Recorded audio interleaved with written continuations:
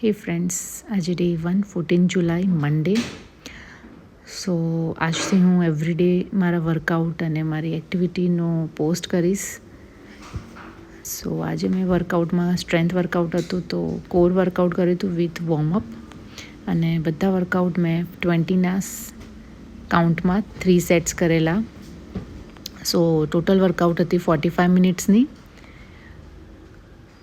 અને આજે વર્કઆઉટ કરતાં લેટ થઈ ગયું હતું, થોડા ઘરના કામ ને એવું હતું, તો મેં 10:30 સ્ટાર્ટ કર્યો હતો.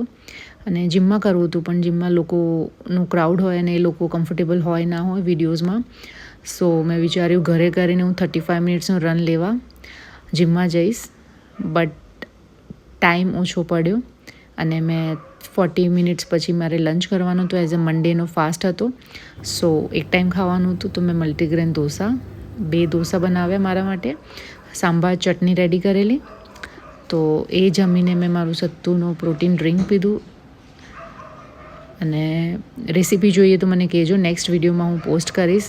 ન કે આનું હું અલગથી વિડીયો બનાવીશ. મલ્ટીગ્રેન ઢોસામાં અંદર હતા ઉડદ દાળ, મસૂર દાળ,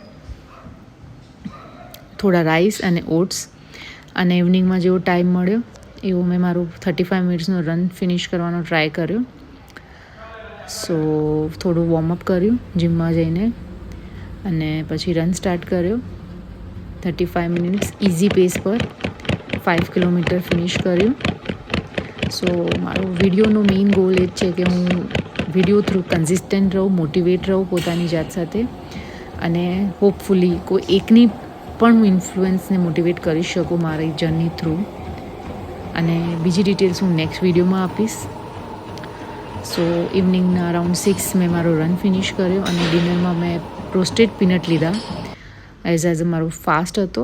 અને રાત્રે મેં સોક કર્યા મિક્સ ડ્રાય ફ્રૂટ્સ. સો ગુડ નાઇટ.